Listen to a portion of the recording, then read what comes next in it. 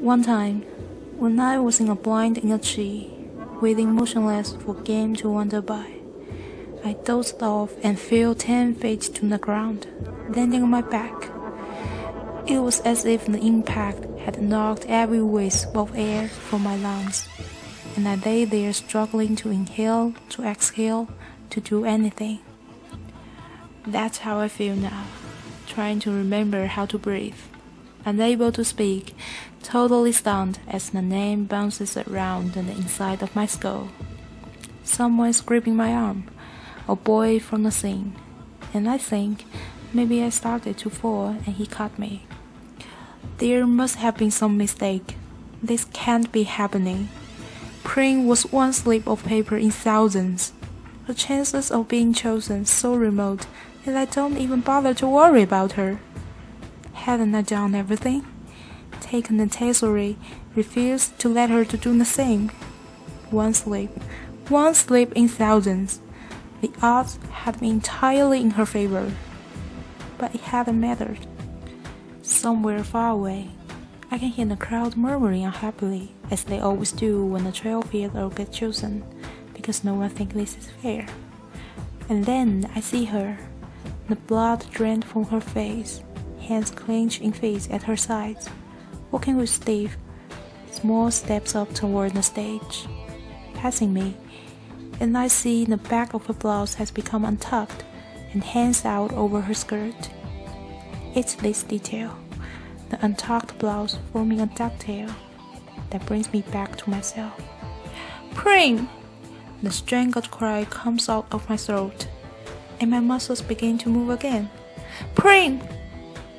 I don't need to show through the crowd. The other kids make way immediately, allowing me to stray path to the stage.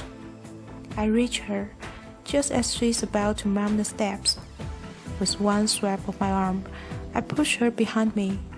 I volunteer, I gasp. I volunteer as tribute. There's some confusion on the stage. District 12 hasn't had a volunteer in decades, and the protocol has become rusty. The rule is that once a tribute's name has been pulled from the ball, another eligible boy, if a boy's name has been read, or girl, if a girl's name has been read, can step forward to take his or her place. In some district, in which winning the ribbon is such a great honor, people are eager to risk their lives. The volunteering is complicated. But in District 12, where the word tribute is pretty much synonymous with the word corpse, volunteers are all but extinct. Lovely, says every trinket. But I believe there's a small matter of introducing the ribbon winner and then asking for volunteers. And if one does come forth, then we... She trails off, unsure herself. What does it matter? Says the mayor. He's looking at me with a pained expression on his face. He doesn't know me really, but there's a faint recognition there.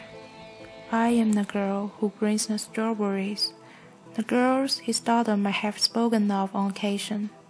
The girl who 5 years ago stood huddled with her mother and sister, and he presented her, the oldest child, with a medal of valor, a medal for her father, vaporized in the mines. Does he remember that? What does it matter? He repeats gruffly. Let her come forward. Pring is screaming hysterically behind me. She's wrapped her skinny arms around me like a vice. No, Katniss, no, you can't go. Pring, let go, I say harshly, because this is upsetting me and I don't want to cry. When I televise the replay of the ribbon tonight, everyone will make note of my tears, and I will be marked as an easy target, a weakling. I will give no one that satisfaction. Let go. I can feel someone pulling her from my back. I turn and see Gale has lifted Pring off the ground, and she's stretching in his arms. Up you go, Catnip, he says, in a voice he's fighting to keep steady, and then he carries Pring off towards my mother. I steel myself, and climbed the steps.